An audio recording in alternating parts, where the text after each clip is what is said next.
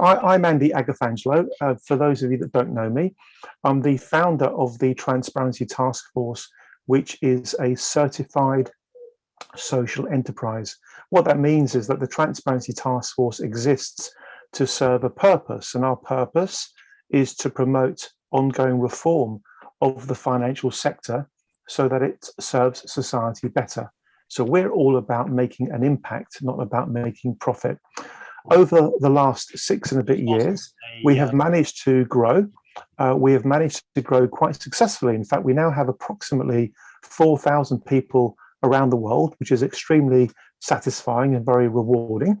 And the more we grow, the more influence we can have. And we do want to have influence.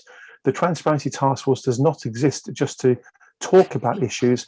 We exist because we actually want to make a real difference. We want to actually influence the rules and the regulations, the laws that govern the financial industry, not just in the UK, but also around the world. And I'm going to spend a moment just talking about the around the world bit for just a few seconds to make sure that everybody understands the truly international nature of the Transparency Task Force. And what you're going to be looking at in just a second, you'll see it now, is you're looking at a map of the world.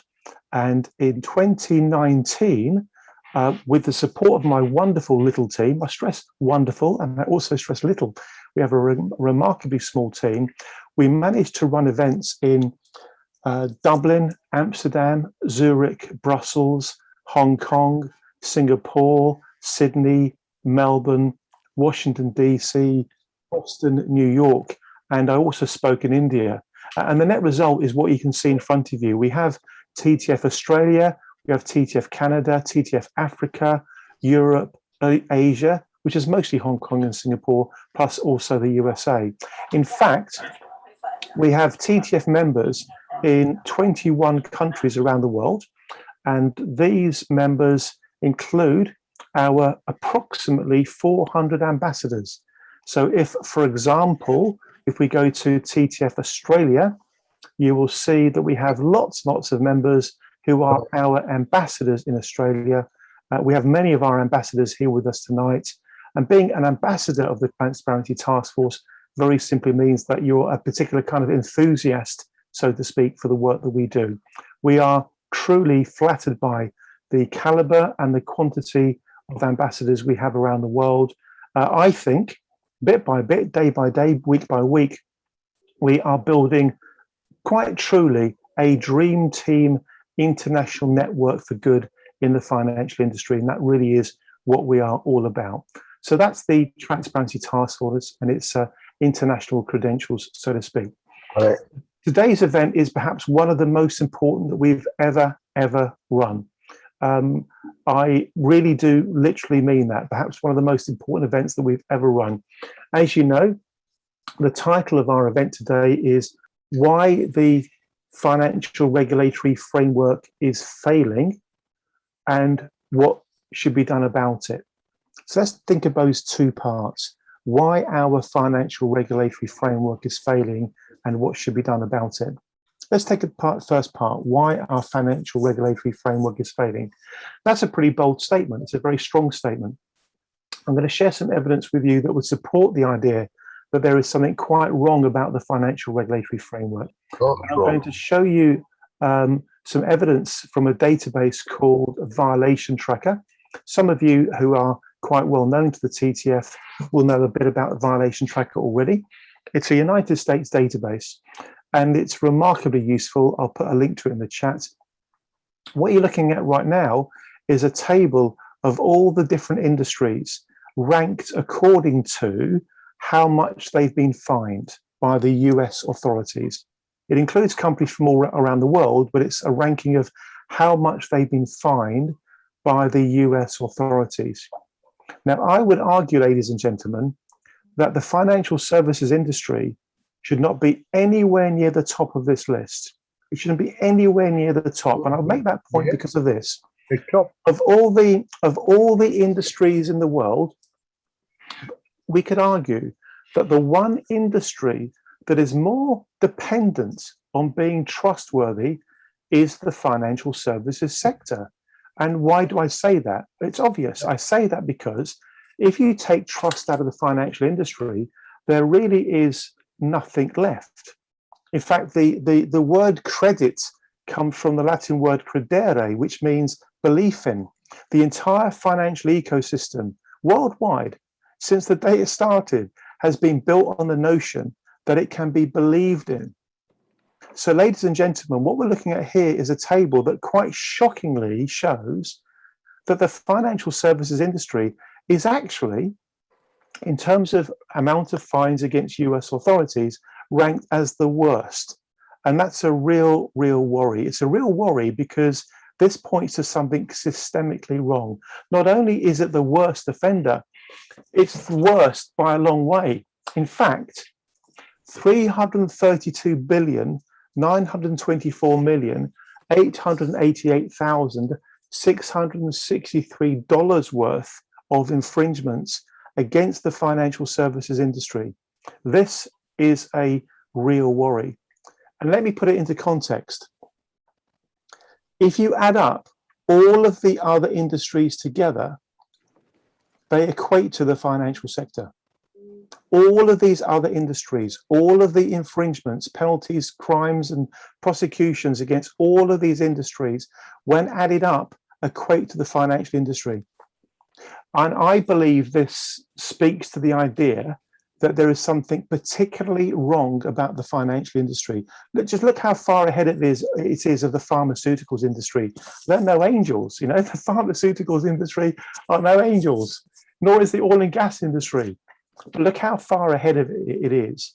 So this is why I believe we are totally and utterly justified, ladies and gentlemen, in making the point that the financial regulatory framework is failing. And the evidence is clear. It could not be any clearer. Given how bad the financial industry appears to behave, it is an obvious leap of logic to suggest that the financial regulatory framework, whose primary purpose is, by definition, to regulate the financial industry, isn't really doing too well. And that's a cause for concern. It's a cause for concern, not just for the consumers, who in one way or another are being harmed by malpractice, malfeasance, misconduct, mis-selling in the financial industry. They're also causing damage to the reputation of the sector. And what does that mean? It means that people are probably engaging less with the sector than they should. They're probably investing less than they should. They're probably saving less than they should. They're probably insuring less than they should. They are probably saving for retirement less than they should. And all of these issues would suggest there are ticking time bombs in the future that will probably go off, that are going to cause significant systemic and perhaps even structural problems for society as a whole. The world does not want and cannot afford, you know, millions of people getting to retirement, for example, without sufficient provision for old age. So these are not abstract, cerebral problems in a textbook somewhere. This is real life. And that's why the title of our symposium is totally justified. Why our financial regulatory framework is failing and what should be done about it. And we've got an absolutely world-class, I'm so proud of the people who've stepped up and stepped forward to speak at our session tonight. We really do have world-class speakers. We've got Sir John Kay, who is internationally recognized as something of a guru in this space. So John Kay is going to be speaking about the philosophy, if you like, of regulation. Big picture, high level, the philosophy of regulation. We've then got Dr. Andy Schmulow, who the TTF is very privileged to have got to know quite well over the last 6 months. He's an absolutely committed to the cause academic. Just to prove the point, he's in Australia. And here he is at 6:10 UK time speaking from Australia. So figure it out for yourself. He's had to get up rather early to be here with us today. We've then got Mark Bishop, who's very much becoming a really valuable leader within the Transparency Task Force community, talking about his ideas for how the system can be improved. We've then got Dame Angela Eagle MP, who, as well as being a very credible and popular parliamentarian, is also a member of the Treasury Select Committee. and therefore in a position to really understand what is going on within the system. So I'm extremely excited about tonight's session. I'm really looking forward to what all of our speakers have to say. And like everything that the Transparency Task Force does, what's happening tonight is not just going to be about talk, it's going to lead to action. So let me be quite specific about the action that we are going to be carrying out as a direct consequence of tonight's session. Now, some of you may know that from time to time, the Transparency Task Force responds to consultations. In fact, it's been a very, very busy year so far for consultations. We've responded to, I think it's 10, it might even be 11. So this is the Transparency Task Force website. If you go on the left-hand side, you'll see a section called Downloads, and there's a bit called Consultation Responses. So here we've got the consultation responses we've been involved with since 2021, and I promise you that every one of them is a worthwhile, technically proficient and competent response, including our very first ever one, which is for outside the UK. We've even responded to an Australian consultation. So many of you will know about that already. What you might not know is that from time to time, the Transparency Task Force also publishes white papers. We've published a few over the years. They take so much time and effort. We don't do that many. But there's a few that I want to draw your attention to for reasons that will become very, very clear. So here's one we did, defining what transparency means in the wholesale foreign exchange market. A really good piece of work, technically absolutely spot on. We brought together some world-class leaders in the FX space to write that report, very worthwhile, and it was a good piece of work. It really was a great piece of work. Another one here, which our market integrity team wrote, codes of conduct and codes of ethics in financial services. We basically work with, I think it's about 45, maybe 50 financial services authorities in the UK to better understand how the codes of ethics and conduct work in their system. And that's led to various other things, which I won't take time explaining tonight. Another one is ideas to help reduce the chance of another global financial crisis.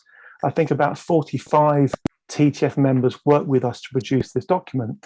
Now, I'm explaining this for a reason. And the reason is as follows. That particular document, as you can see here, was presented in February 2018 in the House of Commons. We presented it to the Bank of England, the Financial Conduct Authority, numerous lords, peers, baronesses, parliamentarians, all sorts of leaders of think tanks, trade bodies, associations, various regulatory people, etc., etc. A really good piece of work. Another one we've produced is this document here, which I'm about to show you, is free if in credit missing information. This is about the way the banks tend to be rather opaque in how they make money when people fall into unapproved overdraft. Where do we present that? Again, we presented that in Parliament to all sorts of important people. Another one we produced a few years ago is this document here. How can we accelerate the rebuilding of trust and confidence in financial services, which, by the way, over a period of about 18 months, morphed into this book, this hardback book, a big, thick, heavy-duty book. Another great piece of work that we are very, very proud of. So, ladies and gentlemen, I'm about to announce something which we're very excited about. The session that you're all kindly here to listen to and to be part of is going to result in TTF's next white paper.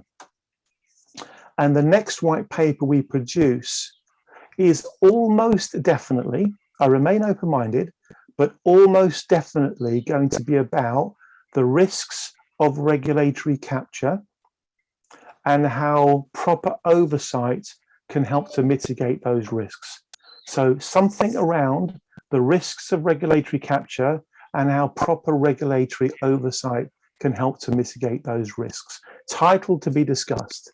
So what I'll invite all of you to do, please, is if you're inclined to want to get involved with that project, if you're inclined to want to participate in the co-creation of a TTF white paper about the risks of regulatory capture and how proper regulatory oversight might help to mitigate those risks, then please indicate your your willingness to be involved in this by putting a note in the chat. Because like all of our white papers, it's going to be a team effort. We're going to co-create it.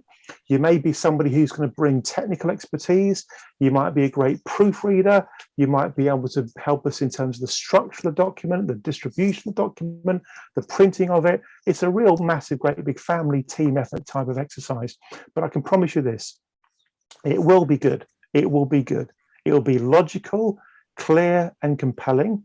And I'll also promise you this, I'll do my utmost to try to organise a launch event in Parliament where we get to present the paper to regulators, to parliamentarians, to the media and other such folk who genuinely do have they share in our concern that the regulatory framework isn't quite working as well as it ought to. So that's a very, very exciting development, folks. We'll probably end up producing it maybe by the end of the year, maybe early next year. I'm in no rush. Quality matters more than anything else. It needs to be the kind of paper that nobody in this space is going to want to ignore. It needs to be evidence-based. It needs to be fact-based. It needs to be clear and very, very compelling. And I'm very, very pleased that there are so many people here tonight who can directly contribute to that, as well as our speakers, of course. And some folk, for example, Dr. Andy Schmulow, is recognized as something of a world-class subject matter expert on topics such as regulatory capture and the need for greater oversight. In fact, Dr. Schmulow has been directly involved in the development of regulation in Australia to deal with the exact issues I'm talking about right now. So here are the key points. The Transparency Task Force is an international community of people working collaboratively in a campaign-orientated way to try to make the financial system work better. That's what we believe in. That's what we're here to do. Tonight's event is effectively a kick-off event to promote the idea of the white paper that we plan and hope we'll be presenting in Parliament. And we've got a world-class lineup of speakers to pick up the reins from where I've got to now and to drive the topic forward. Our first speaker is somebody I am remarkably flattered and I know very privileged to be able to introduce you to you all, Sir John Kay. His background speaks for itself. I don't need to go through any of the background at all because he's somebody that quite literally does not need any introduction. Can I please invite Sir John Kay to take the screen? John, I have got your slides and I'm ready to present them whenever you want me to. So, Sir John, you've got approximately half an hour or so. Use it as you wish and just tell me when you want me to do stuff. Can I invite everybody, please, to put your hands together and thank Sir John Kay for being with us tonight. Thank you very much indeed. Wonderful. So, John, over to you, sir. And if you want me to get your slides up and ready now, then just say. Right. Thanks, Andy. And we'll wait a little for the slides. Yep. The premise of this evening is that financial services regulation has been a failure. And we don't really have to elaborate very much on the evidence for that. It failed in terms of falling off what Andy Schmulow might call both peaks of the requirements of financial regulation. What I might be inclined to look at as the macro and the micro one. The failure on the macro side is the compelling evidence is, of course, the 2008 financial crisis. In my view, not only did regulation fail to prevent that, regulation was actively implicated in its origins. Now, when I talk about that crisis and the regulatory background to it, a lot of people start talking about the crisis being the result of deregulation.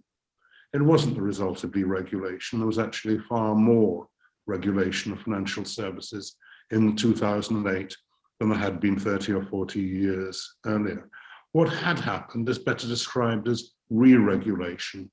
There are a lot of classic historic regulation, which is very largely about siloing different financial services activities, separating and banking from asset management, from insurance and the like, was dissolved, while re-regulation occurred in the form of a more and more extended rule book governing the financial services sector.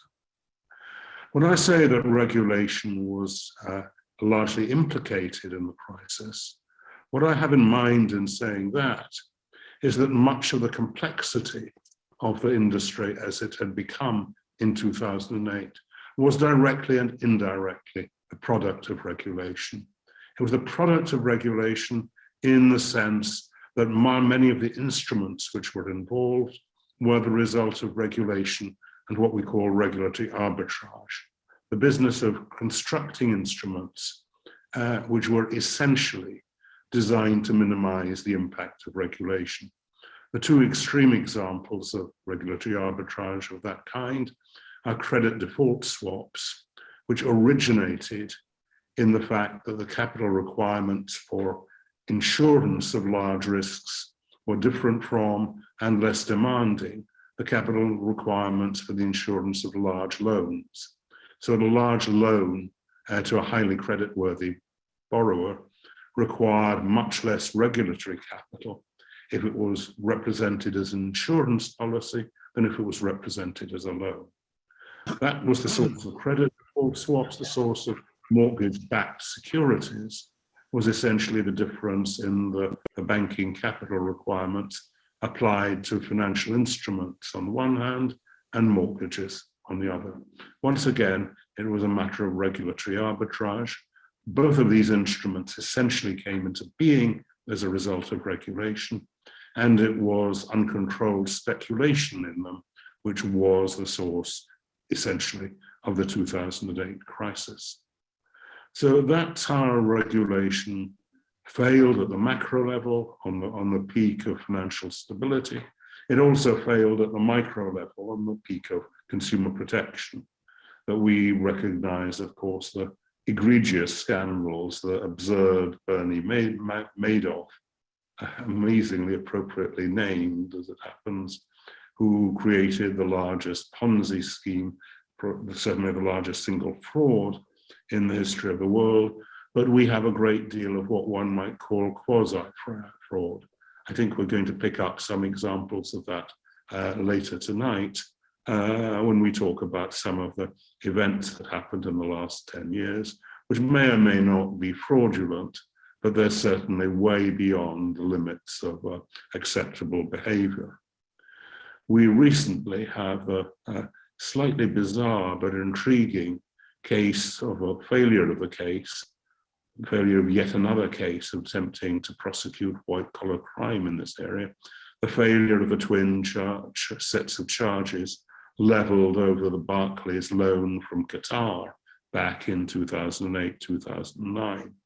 Just for those of you who are not familiar with that, what happened there, both the company was acquitted, because in order to convict a company under English law, then you need to identify some sort of directing mind.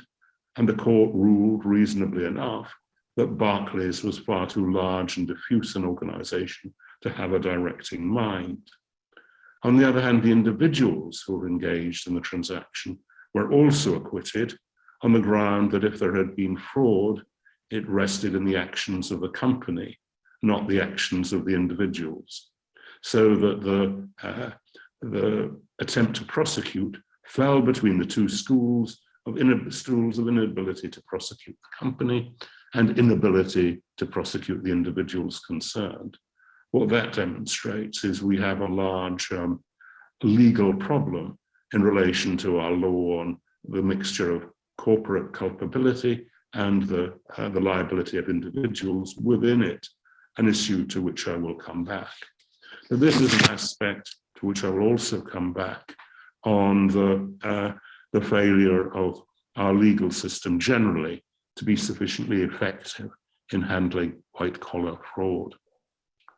But there's another side to all of this, and I will illustrate this other side with two personal anecdotes. One is both of them relating to companies where I have directorial roles. One of them is about a rather well-run financial services business, which acts as manager of an investment company. And a regulatory visit produced results that were generally thought to be satisfactory, except that it was discovered that the number of client files on which the client file did not contain the postcode of the address of the client of the firm. So obviously this was brought to the attention of the board. The company wrote to the individuals concerned, and somehow or other, despite the absence of postcodes, they managed to contact the individuals concerned and ascertain what their postcodes were. Compliance procedures were put in place to ensure that postcodes would be collected from all prospective clients in future. The result was to everyone's satisfaction. The regulatory visit had ended in the detection of an infringement. That infringement had been corrected, and the board congratulated everyone involved on the outcome. The entire exercise was, of course, a comprehensive and complete waste of everybody's time. My second personal anecdote will relate to having a discussion with a panel of the Financial Reporting Council. The issue, I will spare you the rather complicated details of it, but it's to do with revenue recognition in corporate accounting. You'll be aware that many, indeed most contracts in the financial services sector run over a period of years. And that raises the question of if the contract is profitable, over what particular period of time does the profit relate? Now, this is a very large and very serious issue. It was at the heart of the Enron frauds, for example.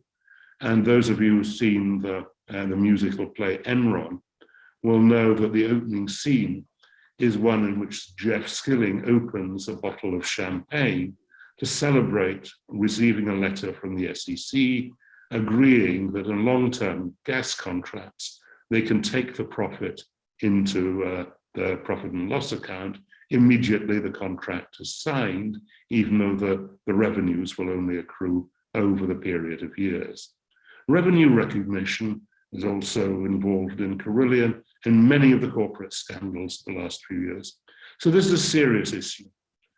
And there is a requirement under the Companies Act for directors to satisfy themselves that the accounts provide a true and fair view of the affairs of the company. There is also a requirement under the listing rules of the stock exchange, which is that accounts must be drawn up in compliance with international financial reporting standards. International financial reporting standards, of course, run to thousands of pages. And despite running to thousands of pages, they do not and cannot cover every possible contingency. But they attempt to cover revenue recognition in considerable detail. And in the case of the company I'm talking about, we thought it inappropriate, not a true and fair view, to take some revenue which might be received in 2045 into our current profit and loss account.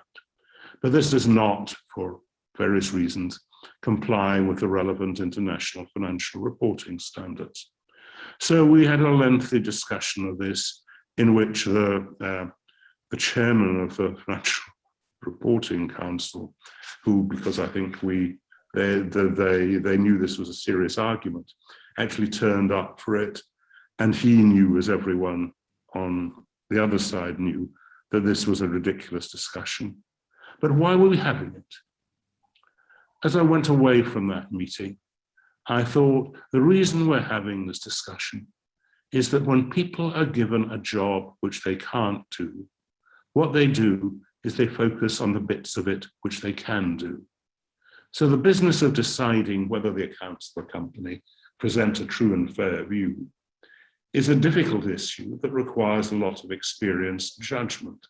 The issue of whether a particular accounting treatment complies with IFRS does not involve any great difficulty of this kind.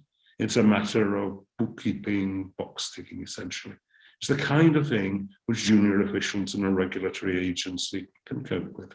And that is the kind of thing, as with the postcodes, that junior officials in a regulatory agency like to do.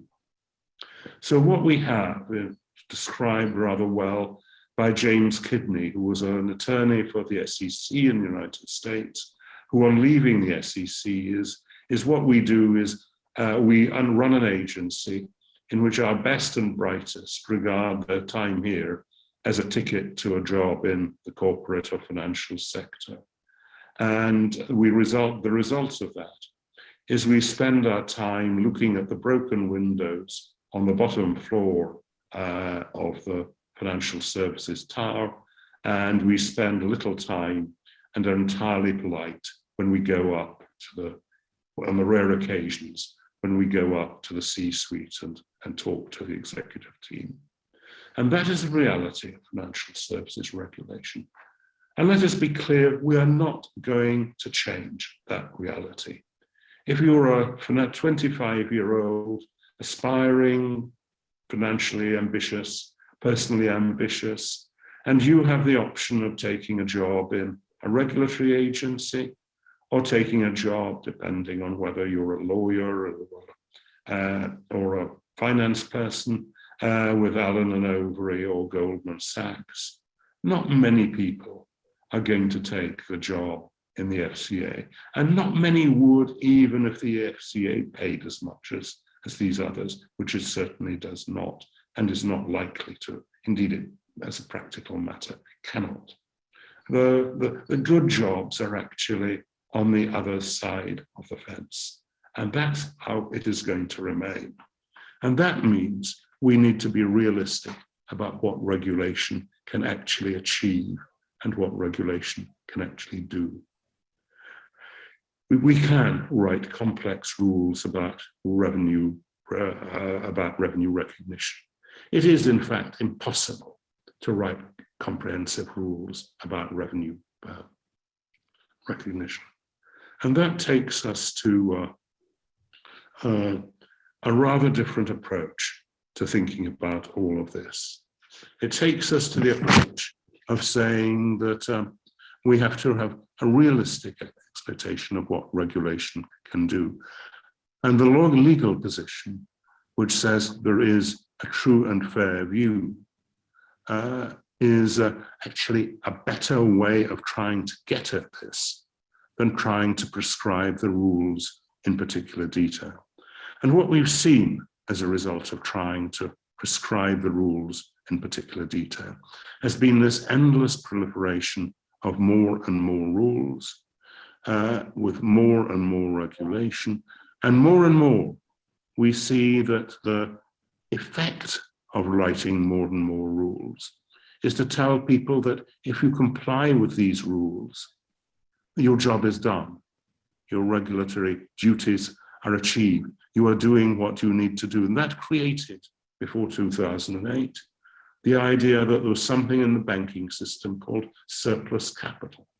Surplus capital was if your bank had more equity than the minimum it was required to have under the Basel agreements as they were put in place after 1986.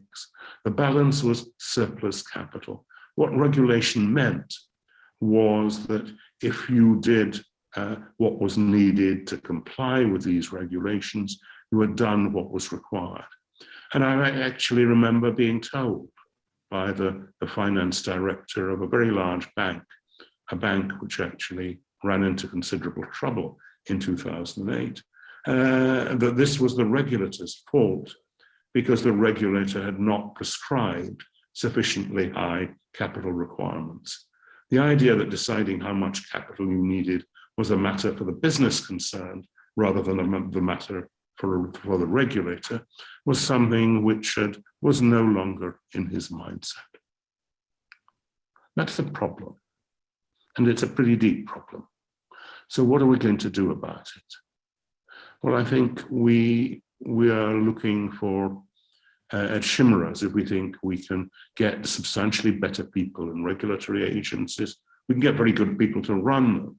That's not difficulty. We can get very good people at the top, but the bulk of the agency is not going to be staffed by people of very great ambition or distinction. What I want to do instead is to ask what is not very often asked in this area, is what can we learn from other industries and other activities about the experience of regulation? What works and what doesn't? And I think back to an article I wrote with John Vickers, as a matter of fact, who was then OFT and on the banking, the Independent Commission on Banking after the crisis. And this was prompted by the regulatory changes of the 1980s. And there were two big areas of activity where regulation had changed. One was utilities as a result of privatization, and the other was financial services as a result of Big Bang and essentially globalization. And the new regimes of utility regulation were very largely written by economists and focused on issues of structure. In financial services, the new regime was largely written by lawyers and focused on the formulation of rules. And we argued that actually it was generally rather better to work on structure and rely on the market to generate the kind of behavior which you wanted than it was to believe that you could impose more and more detailed rules. And I think that that prediction has worked out not too badly in the decades that have followed our writing that article, that utility regulation is not regarded as a failure in the degree that financial services regulation is, although utility regulation has actually gone down the route of prescribing more and more rules, so that we find, for example, that the Department for Transport is now writing essentially train timetables, and we have a government department which is making what seem to be very largely random interventions in order to promote changes in energy markets. We've lost some of that emphasis on structure, but still the underlying philosophy in large part remains. And going on to talk about experience of regulation in other sectors, I'd like to take three activities, one of which is the one which was second from the top of Andy's violation tracker table, which was pharmaceuticals. And pharmaceuticals is interesting because pharmaceuticals illustrates both the best and the worst in the development of modern business. In the years after the Second World War, the pharmaceutical industry developed a whole variety of fundamental discoveries in terms of drugs, which actually saved the lives of millions of people. It made many other people's lives transformed for the better. And in the course of doing so, it made a great deal of money. But there was a kind of social contract in which people didn't mind very much the fact that it made a great deal of money, because the benefits of what it had done were so clear and so evident. Now, in the early 90s, business guru called Jim Collins wrote a book called Built to Last, in which he contrasted two companies in the pharma industry. He contrasted Merck and Pfizer. And Merck was famously defined by George Merck, who ran the American company for a couple of decades, who famously said, medicine is for the people, it is not for the profits. But the better we have remembered that, the more surely the profits have come. And that was indeed the credo of Merck for decades. Collins contrasted Merck with Pfizer, whose founding philosophy was defined by its then CEO, saying, as far as is humanly possible, we attempt to get profit out of everything we do. And the transformation came in the 1990s. The transformation came partly as a result of pressures from Wall Street, because it's rather easy to increase short-term earnings in the pharmaceutical industry by spending less on research and rather more on marketing. And that's what happened. And that emerged most clearly when both Pfizer and Merck produced drugs which were so-called COX-2 inhibitors. These were drugs which were very useful for people who didn't tolerate conventional analgesics like ibuprofen and aspirin. It essentially eased inflammation and pain for them. But for a small minority of people, it produced a variety of side effects, in particular heart defects. So it wasn't for everyone. But the large market, of course, was not selling it to the minority of people for whom this was indispensable. It was selling it to the majority of people who would have done just as well with an aspirin. And Pfizer aggressively marketed their version of the drug, Celebrex, rather generally for off-label uses, and Merck eventually went down the same route, and Merck then discovered that it created these heart defects and ultimately had to withdraw the drug from the market. That, as I say, was the tipping point, which to my mind changed the nature of the pharmaceutical industry. And we all know what has happened in the last 10, 15 years in the United States, that we've had the opioid episode. We've also seen price gouging, in which the prices of established drugs is raised by large amounts. And it's noticeable that that industry was number 2 on Andy's violation tracker. It was also when Gallup asked the public to rate American industries in order of favorability, the pharmaceutical industry came bottom, with, of course, financial services second bottom.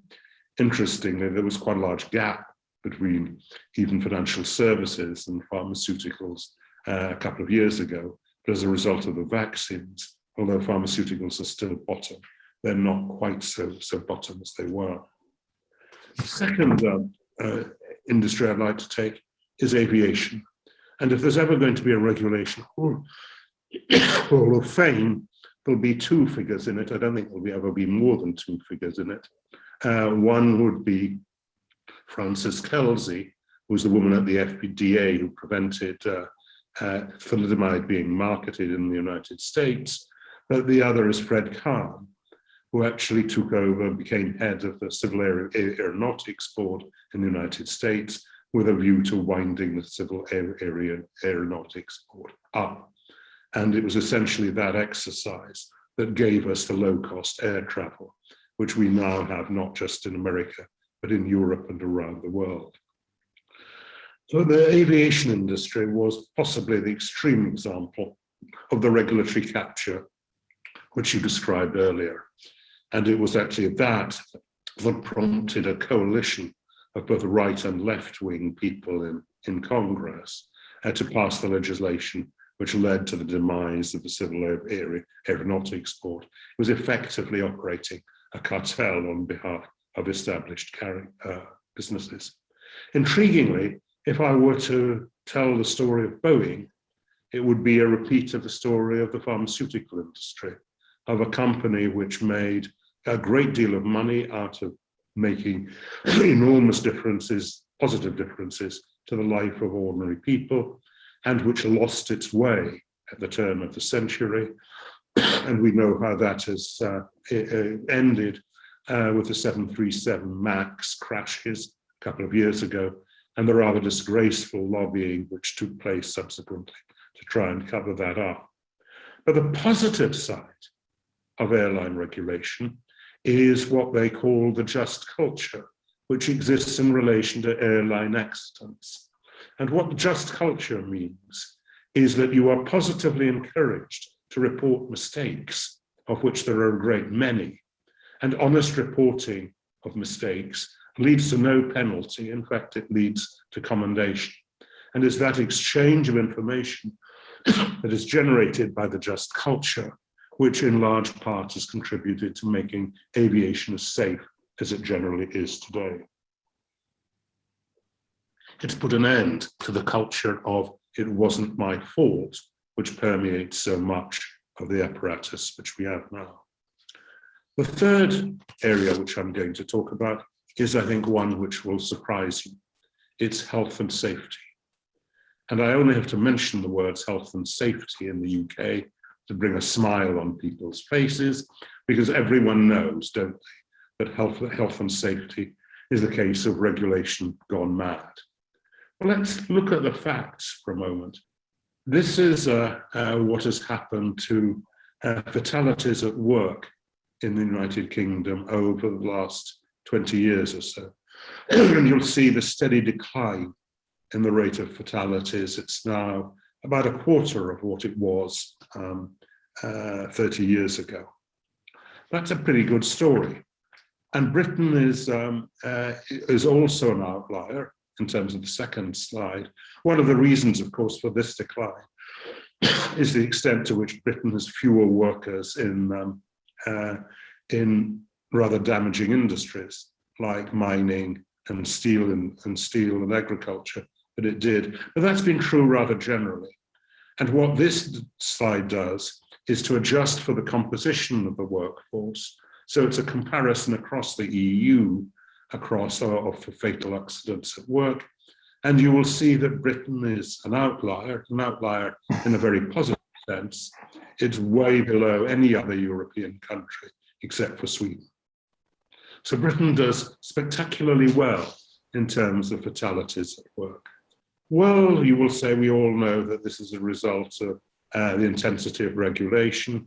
It's health and safety gone mad, isn't it? Except it isn't. Britain actually has less health and safety regulations than other European countries. And indeed, there are critiques of health and safety regulation in Britain that say the trouble in Britain, this is from unions and similar people, the trouble in Britain is that there are many fewer regulatory visits from the health and safety executives to companies and sites than there are in other countries. And that is true, there are. We have less health and safety regulation than we have, or less health and safety regulations. What we do have, and this was introduced in 1974 as a result of a Robins report, which said that actually the people best placed to know how you make a safe work environment are the workers and management of the places themselves. And what our British regime essentially does is it imposes an obligation on employers to create a health and safe workplace, and to do what is necessary to create that. And it imposed penalties, both civil and criminal, on them if they fail to do so.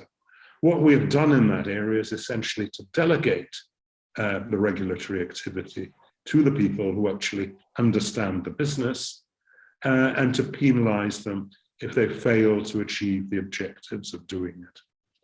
And I suggest is not only a way, but probably the only way we will get effective regulation in the sectors which we're talking about. Rather oddly, at the moment, we have examples of that. You all know that the FCA has a list of principles like treating customers fairly. But what we also have is a very long list of rules about what treating customers fairly actually means. Well, to be honest, if you need to be told what treating customers fairly means, you should not be running a financial services business. And that is the way we need to start thinking about these kind of issues. It's a matter of applying general principles. It's a matter of allowing people to interpret these principles in their own particular cases. Some of them will do that job well, and some of them will do it badly. And if they do it egregiously badly, then we need to impose penalties on them. And we need to impose these penalties not primarily on the corporate entities, I've already mentioned some of the difficulties about that, but on the individuals concerned. Andy's figure for violation tracking at the beginning demonstrated the ridiculous level of fines which have been imposed on the financial services sector. That shows it, firstly, that a lot of behavior is disgraceful, but it also shows that imposing fines is useless. as a means of deterring the kind of information, the kind of behavior we want to stop. What the imposition of these kind of fines has meant is essentially deflecting responsibility for the violations from the individuals concerned to the corporate entity, and to ensure that the penalties for the violations are borne not by the individuals who are responsible for the violations, but are borne by all the stakeholders of the business concerned. And that's what, in my view, we need to stop. We need to have a world of individual liability. We need to make changes, I think, in our legal structure, which make it rather easier to prosecute effectively white-collar crimes, because I think all of us know that as a result of what has happened in this industry in the last 15 to 20 years, there are a large group of people who ought to be in jail and are not only not in jail, but are not even close to contemplating the prospect of going to jail. We need to sort out and describe the legislative mess which we are now in relation to the liability of corporations for actions that are taken by people who are working within the corporation. We need to sort that out and remove the concept of the directing mind. And if there are individuals who are responsible, focus on punishing these individuals concerned. We also obviously need to tackle regulatory capture, which in the US takes a semi-corrupt form. In continental Europe, it tends to be the equation of the interests of the company, of the country with the large companies that operate within it. In the UK, I think it's in large part what Adair Turner rather interestingly called cognitive capture. People just think in pretty much the same way. We need to look at industry structure. We need, I mentioned at the beginning, how financial conglomerates had removed the silos between different activities. Ring fencing was a move in the right direction, but as with so much of what was introduced after the financial crisis, it's been seriously diluted as a result of pushback from the industry. But it's an illustration of how we need to focus on structure rather than the imposition of more and more rules. And what I hope I can persuade you to take away from this talk is a sense that we need to rethink our regulatory philosophy. We should not just be saying, if there are bad rules, we need more rules or better rules. If there are bad regulators, we need more oversight of these regulators. That way, I believe, just relies more and more complexity and less effect. We need to think more constructively about what it is we're trying to do. Thank you very much.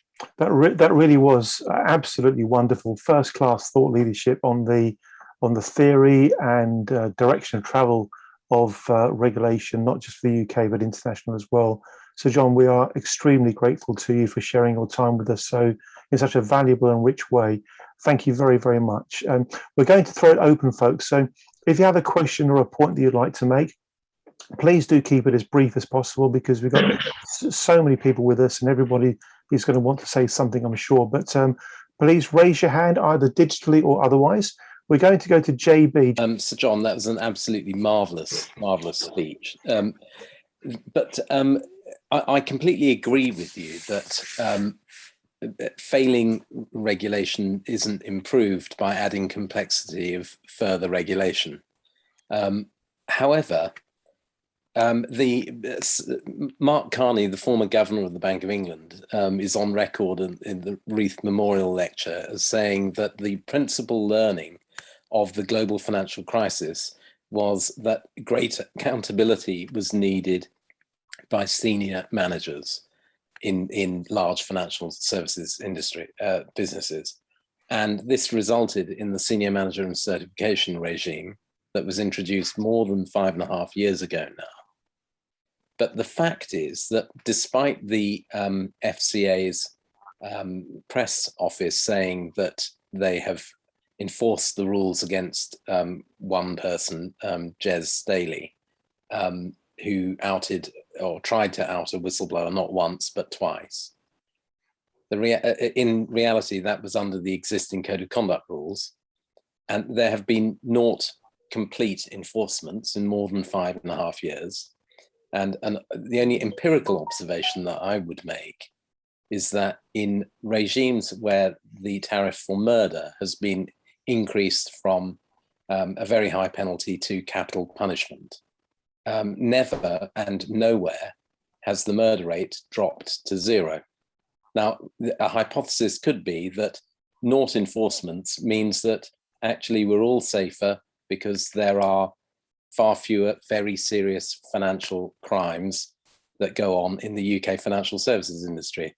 The alternate hypothesis is that we're all vastly worse off because if you were at the margins thinking about engaging in wrongful activity, because you know that the actual accountability is a higher level but times zero, you'll be encouraged to do it, in which case society is worse off. Isn't the real issue here the lack of enforcement?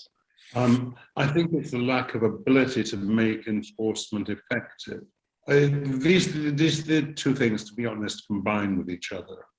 It is actually very difficult to prosecute even the most egregious of acts of malfeasance in the white-collar fraud area. And the farce which I've described of the Barclays prosecutions of the Qatar equity investment story illustrate that. So does the failure to take meaningful action. In the end, nothing very much happened in the Joe Staley case. I think the case of Barclays actually relates well to much broader issues of what one does about what is effectively corporate criminality. And our corporate criminality regime, as I've described, is essentially hopeless.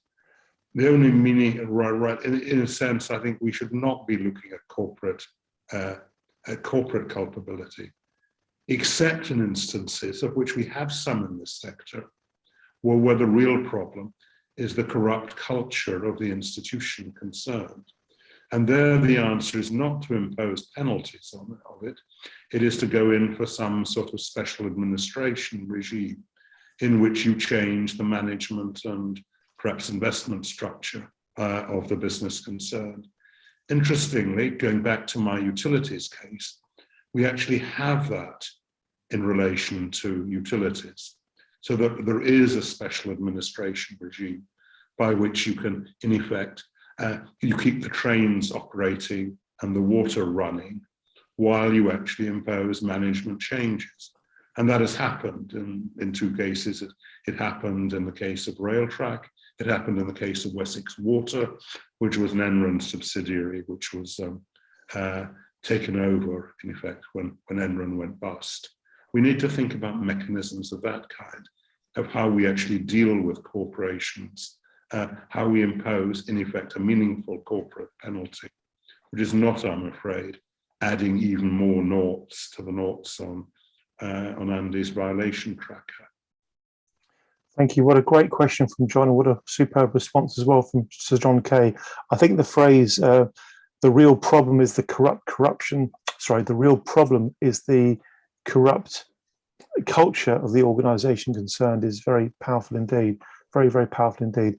Interestingly, I think I'm right in saying that at one stage under Martin Wheatley, I think the FCA was actually looking at doing a big piece of work on culture in the banking sector, but for some reason, I think that idea got pulled.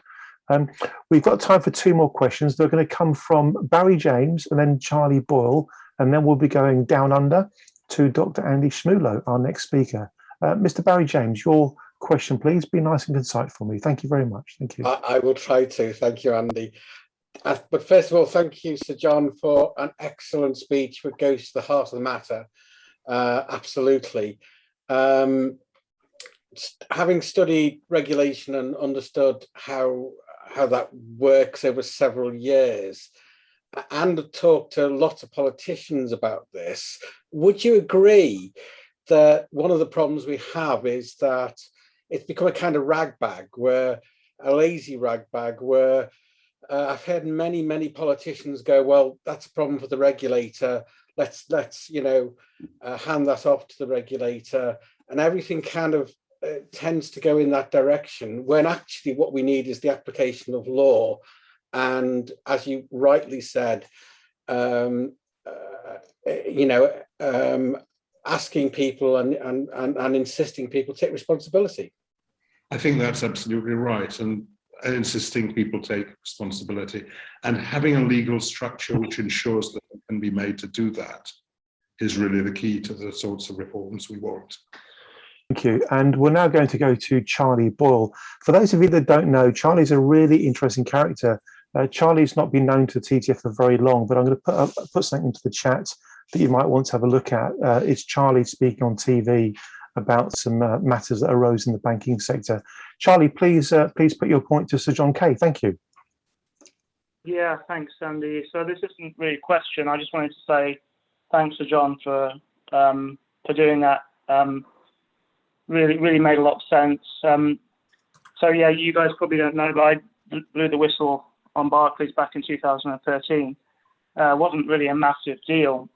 I won't go into the details, but one of the things I wanted to try to prove was that the culture hadn't really changed. And so for me, I was an accountant by training and treated very badly in Cyprus when the bank collapsed there, then came back to work for Barclays, ironically. And so I started investigating the regulatory side later. And the two things that came out to me before I knew anything about regulation was the lack of enforcement and the culture hadn't really changed. And interestingly, it was the people at the top of Barclays that were most receptive to my ideas or my thoughts, but still nothing happened. And I think that's in line with what everybody's seen in the last sort of 10 years, really. But I just really wanted to say thanks. And thank you, Charlie. Let's go to Sir John Kay for his final words in terms of wrapping up his session. Then we'll go down under to Dr. Andy Schmulow. Sir John, thank you. Your final comments, please. Just to say thanks, Charlie. And I think perhaps the most devastating comment on financial services regulation in the last decade is in the Carmen Segarra, who was actually fired from the New York Fed for upsetting Goldman Sachs, essentially. And she recorded some of the changes with superiors at the Fed, of which the classic is the best regulators are generally the most silent. And that tells us a lot. It certainly does. Sir John Kay, thank you very much indeed. Can we please show our appreciation for the wonderful thought leadership that's just been shown in this very important area of regulatory development? Thank you, Sir John. We owe you a big favour. That was superb. Thank you very much indeed. We're now going to fly all the way down to the other end of the world. We're going to go to Melbourne, Australia, to Dr. Andy Schmulow. Dr. Schmulow is becoming a real favourite within the Transparency Task Force community. He's a straight-talking Australian. There are a few of those around. He knows this subject matter really, really well. He's got direct hands-on experience in relation to helping to shape regulatory rules and regs. Really looking forward to hearing to what Dr. Andy Schmulow has to say. Andy, over to you, and thank you very much. And please start off by telling us what time it is where you are right now. Good morning, Andy, and good morning, colleagues. It's 5 minutes past 4 in the morning. And so I hope you'll forgive me, time being what it is. I've poured myself a drink. It's a great privilege for me to share a platform with someone as eminent as Sir John. Thank you so much for that opportunity. And thank you to your colleagues, Andy, the attendees today who are kind enough to listen to what I have to say. Thank you very much indeed. It's a privilege and a pleasure. I'd like to start off, if I may, somewhat in answer to some of the things that Sir John has said. And I say this as a lawyer. We really are doing our best, Sir John, but it really isn't very, very good at all. The case that you mentioned with Barclays, where the court came to the conclusion that because Barclays is so large and diverse, it cannot pick a jurisdiction for the bank's seat and brain, but then could not hold individuals accountable because it attributed that behavior to the corporation,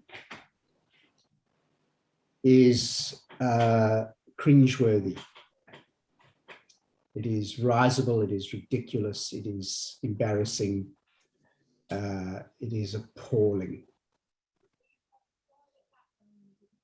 There are many of us in this field who are charged with trying to fix the problem. And the problem is the, at times, inflexibility of the law. And it is at times the manner in which the law can be blindsided. And if I may, I'd like to give you an example. I teach law at a university, and I'd like to give you an example that I give to my students to illustrate this point. I'd like to give you a scenario. It is the same scenario, but from two different perspectives. In the first telling, the crooked banker goes to see his shyster lawyer, and together they do some high-octane shystering, and they figure out how to evade the law. The lawyer helps the banker in regulatory arbitrage. That's the first telling of the scenario. The second telling of the same scenario is that the honest banker goes to see his ethical lawyer, and he says to his ethical lawyer, "This is the product that I want to take to market.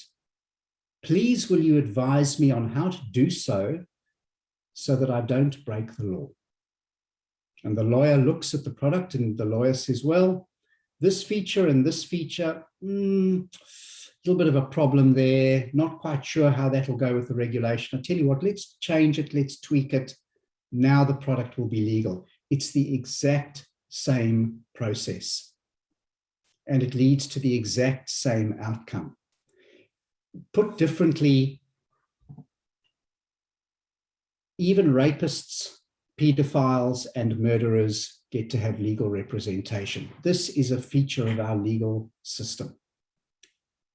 And so built into this is this blind siding of the legal system. Built into this are the flaws that you have pointed to in the Barclays case. On the one hand, the court saying we can't hold the corporation liable because we can't say where the corporation is domiciled because it's so huge. And then in the next case, the court saying, well, we can't hold the individual liable, we must hold the corporation liable.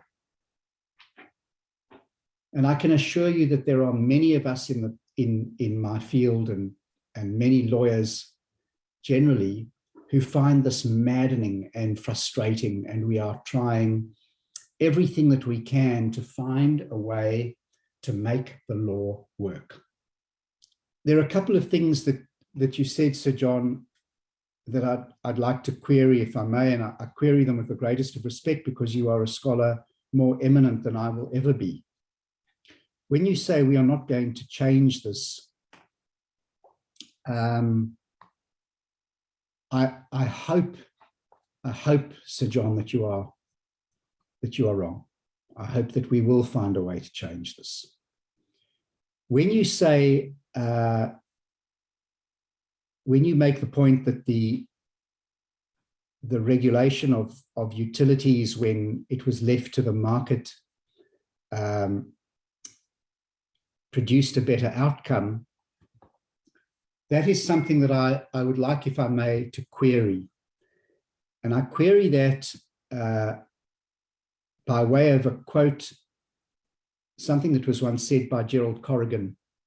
He said, more than anything else, it is the systemic risk phenomenon associated with banking and financial institutions that makes them different from gas stations and furniture stores.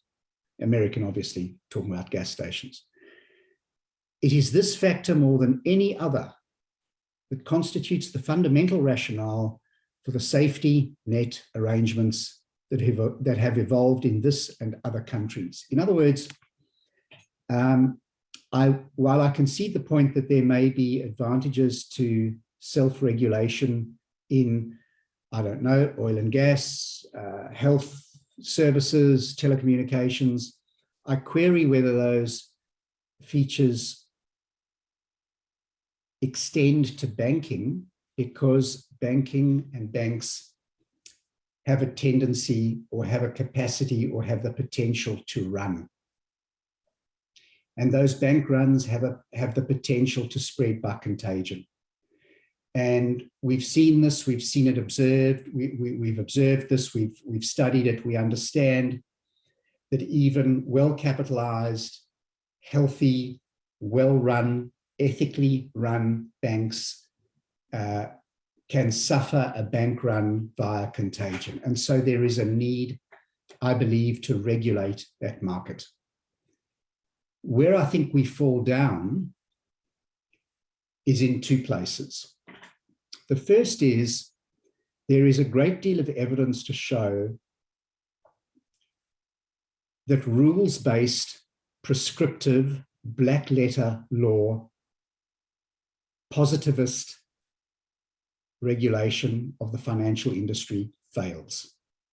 It fails because banks innovate too quickly. It fails because financial service providers innovate too quickly. A great deal of that innovation is faux, but some of it is real. AI and robo-advice, etc. But most of that innovation is simply arbitraging and redefining that which already exists. And so when we rely on a prescriptive, rules-based regime, the law cannot keep pace with regulation in the financial industry. Let me give you an example. This is Australia's Corporations Act. The Act itself now runs to 5,000 pages.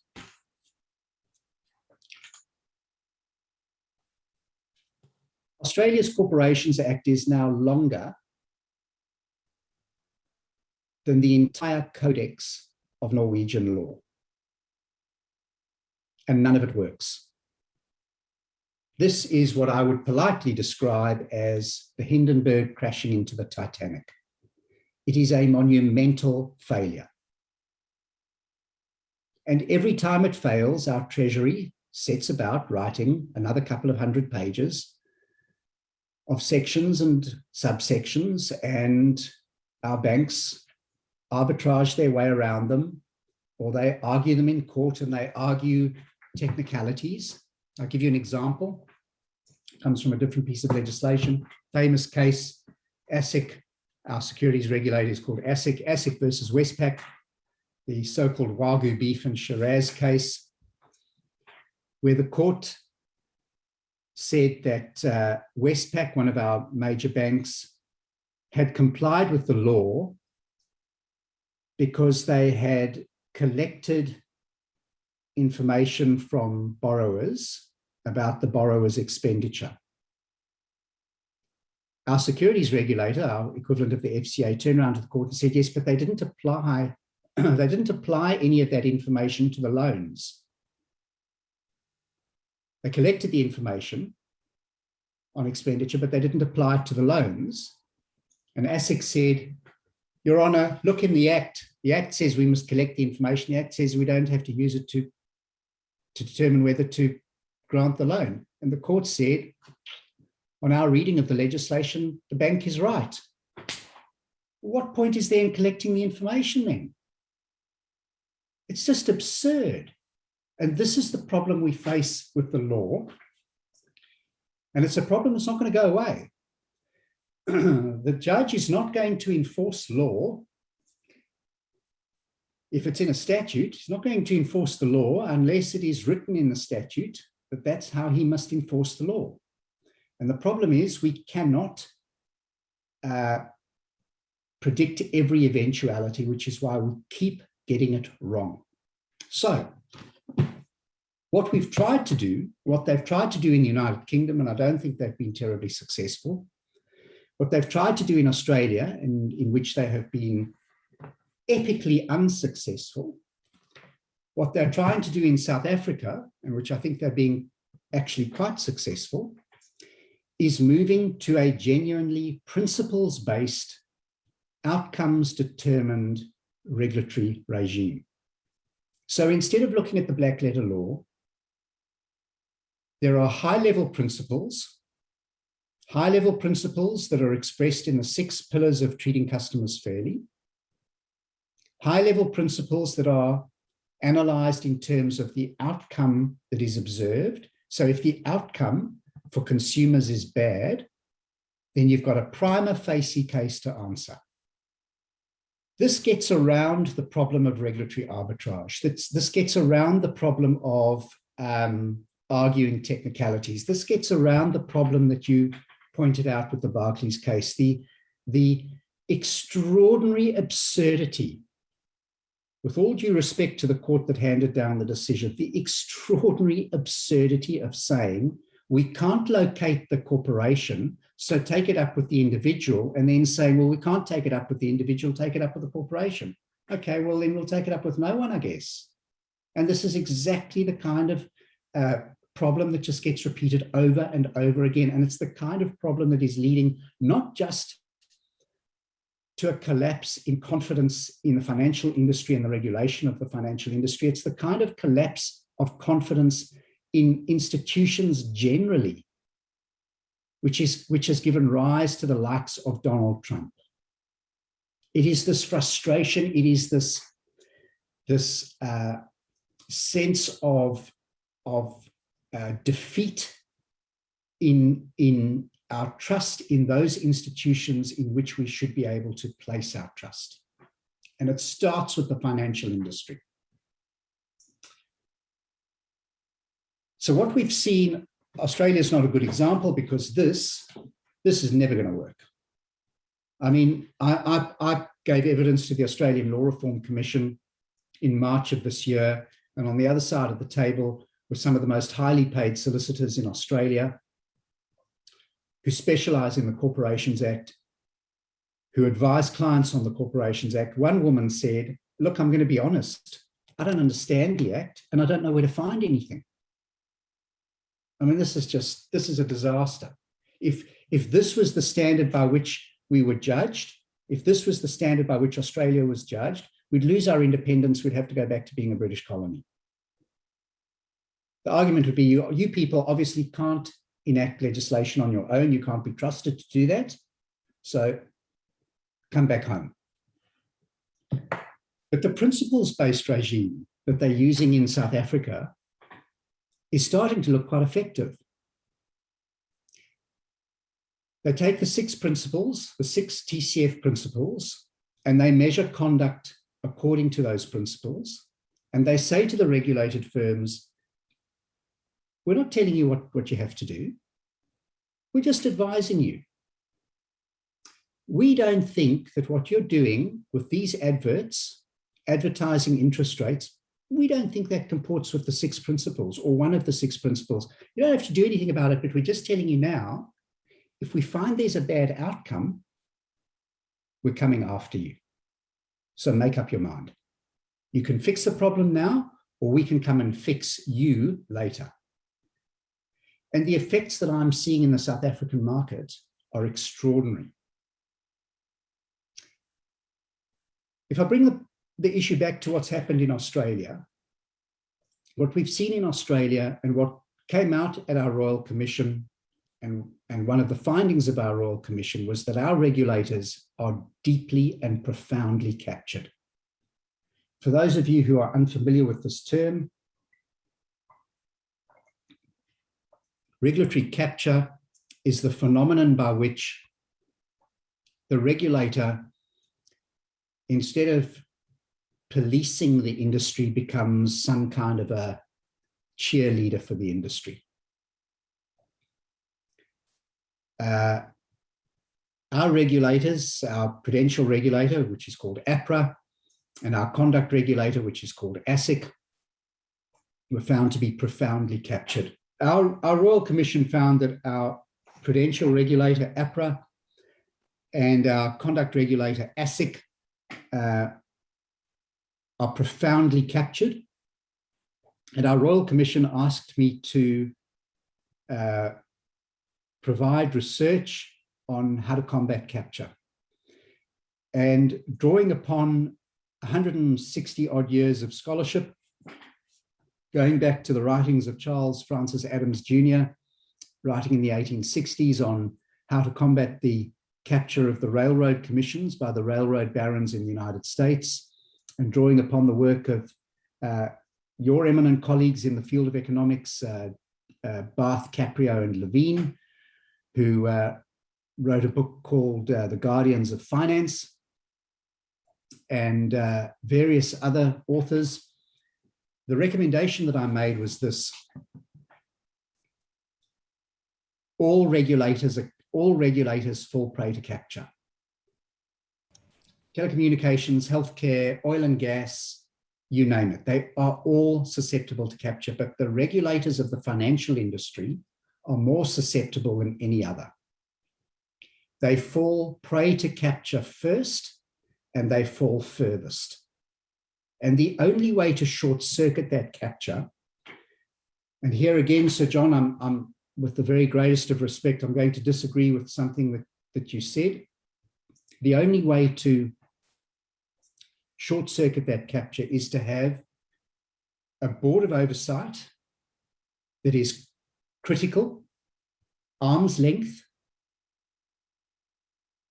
unconnected to the regulator, unconnected to the financial industry, that will evaluate the performance of the regulator on an annual or biannual basis, won't have any power to instruct the regulator on how to change, but will have the power to make their reports public. That it will be the power of public opprobrium. What the former Chief Justice of the United States, William Brandeis, called, he said, sunlight is the best disinfectant. And we have had a dry run on exactly such an activity. 2019, our Treasury conducted a capability review of our prudential regulator under the very able leadership of the very eminent Graham Samuel. And his report into APRA was painful to read, even for me as a staunch critic of APRA. It was an excoriation. It was cringeworthy. He slashed and burned APRA's culture, its management, its incompetence. He described APRA as operating on a patronage-based system of promotion, which, if you'll forgive the French, to put it in very simple language, means the better you kiss somebody's behind, the higher will be the behinds that you kiss. He said, he quoted staff members who had said, this organization is so dysfunctional, they should shut it down and start again. There was no quarter spared. When you have those kinds of reviews, when those kinds of reviews are done by people of unimpeachable integrity, and when they are done on a biannual or triannual basis, and where the findings from the last inquiry are where the organization is held to account on how it has addressed the findings from the last inquiry, where that board of oversight is completely independent of government, and I'll come back to that in a moment, completely independent of government, independent of the financial industry, independent of the regulators. You have, for the first time, the opportunity for a counterbalance, a counterweight against the forces of capture. And those forces of capture, as you point out, Sir John, are at times insidious. In the United States, they take the form of overt corruption. But in the United Kingdom and possibly in Australia, they take the form of cognitive capture. So, for example, people who will work for the regulator, who will come into to work for the regulator, who have this idea in their head, for example, that what's good for the banks is good for the country. Well, sometimes what's good for the banks is good for the country, but not all the time. Sometimes we see it in Australia, for example. Our Productivity Commission in 2019 described our banking industry as a cozy four-bank oligopoly. Their words, not mine. So there we have a prudential regulator that has, that if you looked at our banking industry and you said what's good for the banking industry is good for the country, no, that's wrong. Our banks, our Productivity Commission has said that our banks are now actually inhibiting economic growth. They are inhibiting wage increases, despite the fact that there have been increases in productivity. So I very much take your point about cognitive capture. It is only through a independent, recursive, highly critical, arm's length, biannual or triennial reviews by a committee of experts who are of unimpeachable integrity that you can have a counterbalance, not just to capture in the American sense of corruption, but capture in that cognitive ideational sense of rah-rah the free market, everything about the free market is better than everything else. Banks are a pillar of the free market, let them do whatever they want to do. If you combine that with a principles-based, outcomes-determined regulatory regime, I think that there is hope. The South African legislation, which I had the great opportunity, the wonderful opportunity to help them draft, they've got a new piece of legislation that's in the wings.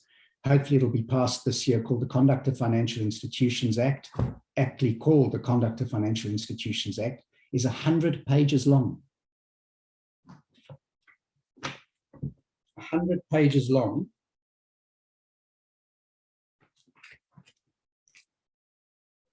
That's that much out of that much.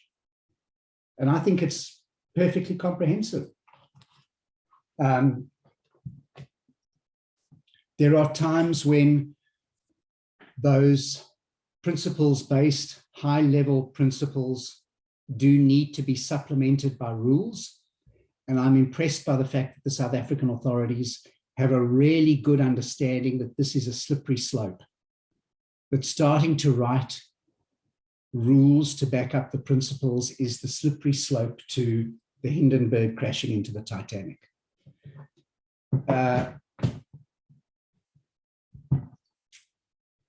And finally, what I would say to you is, and this is a criticism of the prosecutorial framework, I do not accept that we cannot prosecute directors. I think that when prosecutors fail to prosecute directors because it's all too hard, or to put it in the Australian vernacular, too hard, I think that's lazy. I think it's feckless. I think it's weak. I think we need to see those kinds of prosecutions. That's all I'm going to say. Thank you very much. You said a great deal, and you said it very clearly and in a very compelling and strong way. Dr. Schmulow, thank you very much indeed. We're running a little bit behind schedule. I need to address a practical matter before we do anything else. Can I just check whether we have Sir Dame Angela Eagle with us? I think she may be struggling to join us. It looks like she's not with us. Okay, what we're going to do is we're going to throw things open for quick response to what Dr. Schmulow has just spoken about. I know that Laser would like to have a minute. Laser, you can't have a minute, but you can have 30 seconds. Make the most of it, sir. 30 seconds to Laser in response to what Dr. Schmulow has just spoken about. Laser, over to you. Dr. Schmulow, I concur with you that it's dismal to say that we can't do nothing about it. We must do something about it. And people who view my case understand how bad it is. The SEC is captured, the DOJ is captured, all these agencies that the world respects doesn't respect itself. They're tools for the special interests of high volume money, and we have to do something about it. Until we admit that that's the issue, we're never going to touch the problem. Thank you, Laser. That was just about 30 seconds. Excellent. We're going to go to Mark Bishop next, and then I'm going to go to John Kay, if John would like to reply to some of the comments that have been made. It's been a very, very constructive conversation. We never expect there to be, outright agreement between our speakers. It's the contrast and compare of the thinking that makes these events a symposium than just a seminar. A symposium is all about absorbing the ideas of others, and that's why we welcome different points of view. That's how we find the truth that we're after, by comparing and contrasting the perspectives. So we're going to go to Mark Bishop, then Alex Varley-Winter, who I'm very proud to say is TTF's head of investigative reporting, and then we're going to go to St John Kay, and then we're going to go back to Dr. Schmulow, and then we'll move on to the next part of our programme. Mr. Mark Bishop, over to you, sir. Thank you very much indeed, Andy, and I very strongly support everything that Dr. Schmulow has said. I would add just one thing, and it's this. He said at one point, it's a really good thing to move toward principles-based and outcome-focused regulation, and I agree with that. But I would add one extra thing, and it's this. Flawed as it is in the UK, our regulations are such that it's quite often possible to demonstrate that the actions of a firm or an individual that's authorised by the regulator are in breach of the principles, and that the outcomes have been bad. To go from that to getting the regulator to enforce against the firm or the individuals is, in the UK, the challenge, usually an insurmountable one. And particularly for the victims, the challenge that matters most is to get the regulator to issue a restitution order compelling the firm or individual that is in breach to compensate the wronged party, which is usually a consumer. And so I would then add that I think there was one other part of this kind of triptych that is needed for the regulatory environment to work, and that is a legally enforceable duty of care. In the UK, as I'm sure most people know, this issue has been debated since the parliamentary stages of the Financial Services and Markets Act, the very end of the 1990s. And in effect, what happened was that the regulator was given the right to exempt its rules and its principles from this duty of care. And ever since, every couple of years, there has been some attempt to have a consultation about it and to try and get this changed. And in 2021, so earlier this year, the Financial Services Act 2021 was passed, and Section 29 of it actually obliged the FCA to consult on a duty of care and to bring forward recommendations for rules by the end of this year. And of course, what the FCA has done is to consult on what it calls a new consumer duty, which is not a duty of care. And even worse than that, in the documentation, it then defines duty of care and says, well, we think a duty of care is X, Y, Z, and it's in law entirely wrong. It's not a correct legal definition of a duty of care. It feels to me as though a captured regulator is trying to protect the industry from the granting of a right to consumers that would empower those consumers to bypass a captured and conflicted regulator and obtain their own economic justice when firms breach the principles. So I very much hope that as an organisation we will continue to do all we can to push for there to be a genuine, which means legally actionable duty of care that's applicable to all authorised parties in UK financial services. Can I just say very, very briefly, I would very strongly suspect that if a regulator is trying to prevent private action, there is a strong desire to prevent the kind of extraordinary embarrassment that would befall them if that private action succeeded where they refused to take steps.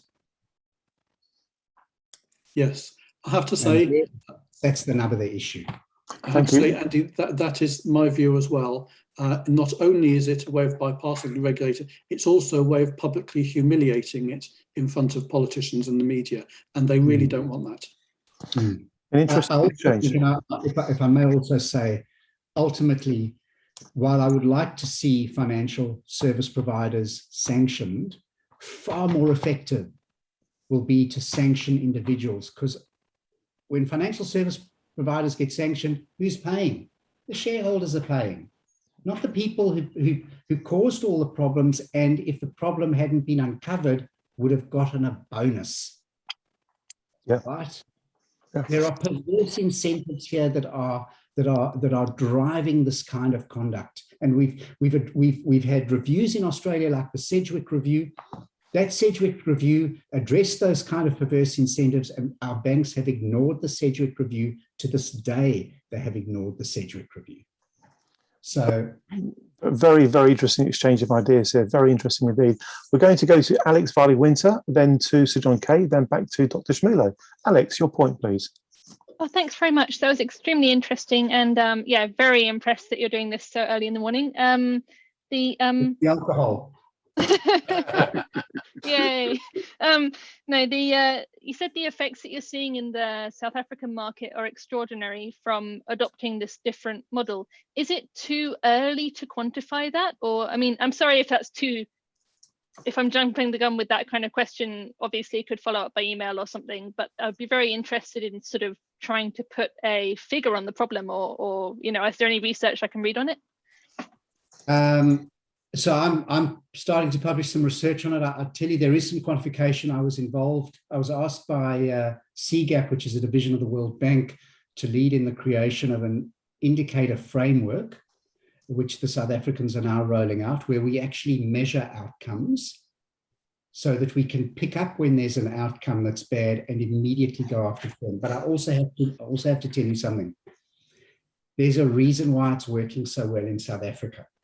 Let's go right later. Black South Africans constitute 90% of the population. White South Africans constitute 10%. But Black South Africans own 10% of the financial industry. White South Africans own 90%. So the 90-10 split is inverted, which means that the financial service providers know if you commit misconduct, the government is standing in the wings, licking its lips at the prospect of nationalizing you. So there is a real threat over their heads. If you commit misconduct, the government will take your toys away. They are terrified of misconduct. It strikes me that this is the only thing that works: fear. If there isn't fear, I'm sure that there are times when you can appeal to people's better angels. But when you're dealing with people who are greedy, who might amongst their number have sociopaths, there's research that shows that there's a high number of sociopaths in the financial industry, people who have no sense of morality, who are motivated by greed. Unless there is some fear underlying their behavior, you're not going to get good conduct out of them. Fascinating, really fascinating. We're going to move on. Dr. Schmulow, this is great stuff. So John Kay, your thoughts, please. Would you like to reflect on anything that's been said? Over to you, then we'll go back to Dr. Schmulow. Thank you. Let me pick up a couple of points which came up from what Dr. Schmulow said. One is that a number of people have talked about self-regulation as what the kind of philosophy that I and indeed Dr. Schmulow am talking about applies. If by self-regulation we were to mean the kind of regulation which was traditional, for example, in professional services, and in which the industry effectively regulated itself, that is definitely not what I mean. And I'm sure it's not what Dr. Schmulow means either. In fact, it clearly isn't. Well, what I would prefer to talk about is internalized regulation. And that is what one hopes to achieve by the process that says, we are not going to write detailed rules for you. We are going to require you to observe certain principles, and we are going to judge you on the outcomes. And if the outcomes are egregious, we're going to punish you, and we're going to punish you as individuals, not allow you to, as it were, buy your individual culpability off by paying out money from the corporation. That is the world that we've been in, and that is the world we need to change. The second aspect of the world we need to change, which is the idea of that banks are in some way particularly special. Banks are not particularly special by virtue of the systemic risk issue. What is true is that we allowed a complex structure, and this takes one back to the central issue of we need to address issues of industry structure rather than prescribe rules for it.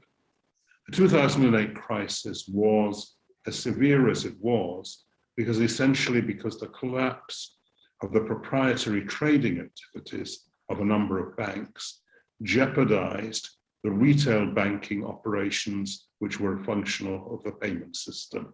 The way to deal with that is to separate the payment system from these other activities of banks. There are two likely consequences of that. One is that safeguarding the payment system is pretty easy. The amounts involved in the payment system are not that great, and deposit insurance mechanisms are quite adequate to prevent traditional bank runs on solvent banks engaged in retail banking. What they're not sufficient to do, and should never be sufficient to do, is to bail out the global activities of international banks engaged in a wide range of activities, which frequently are not even understood by the senior executives of these banks.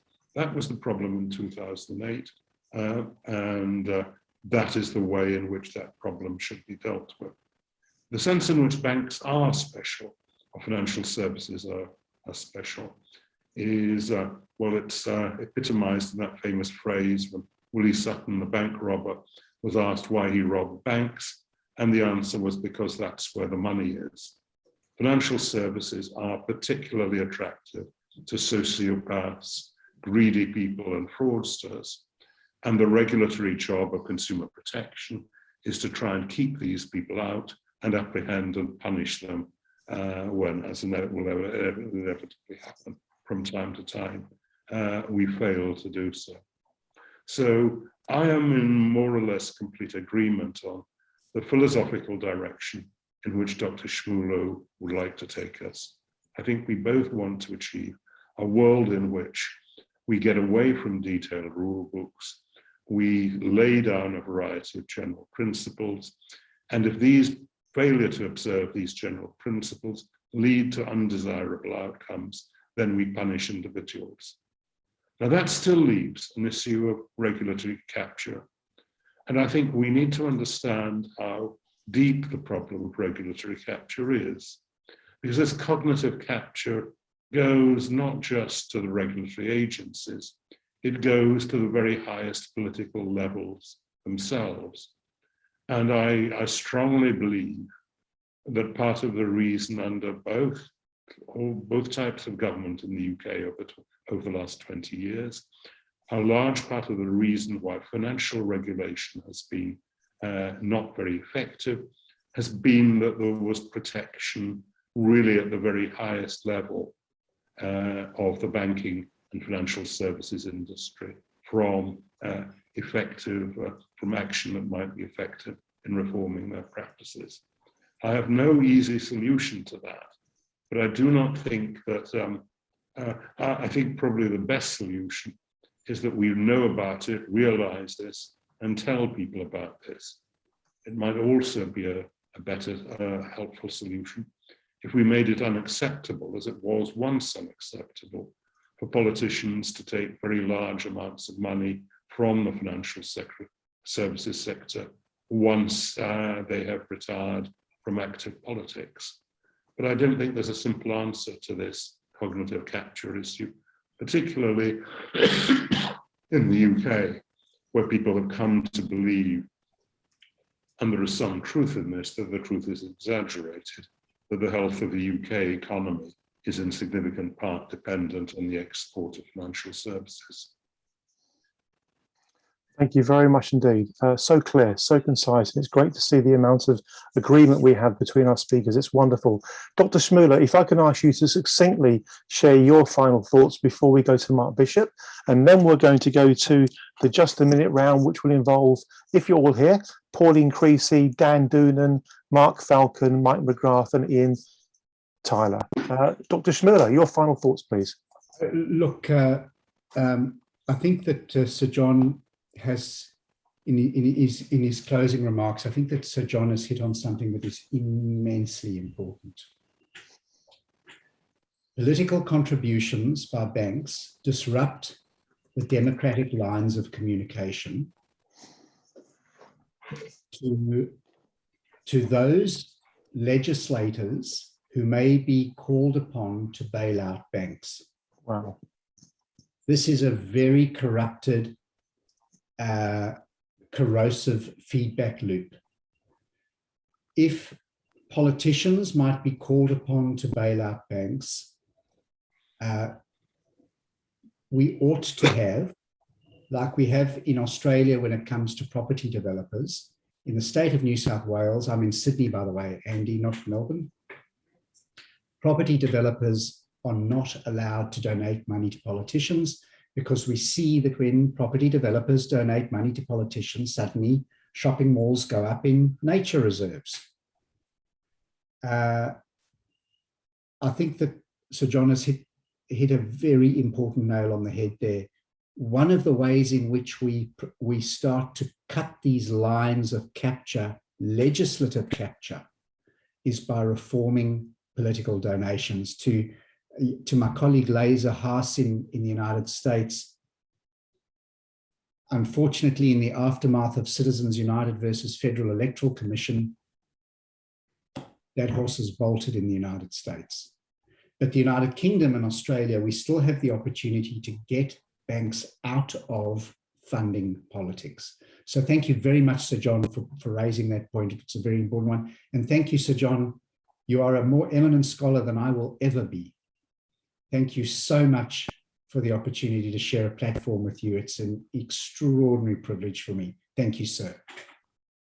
It's been a pleasure, Dr. Schmulow. Well said, sir. This is a symposium in action, people's thoughts coalescing around fundamental principles of agreement. Can we please show our appreciation to Dr. Andy Schmulow and also once again to Sir John Kay. Thank you very much indeed. Thank you very, very much. What a privilege to be part of this session tonight. Such wonderful thought leadership.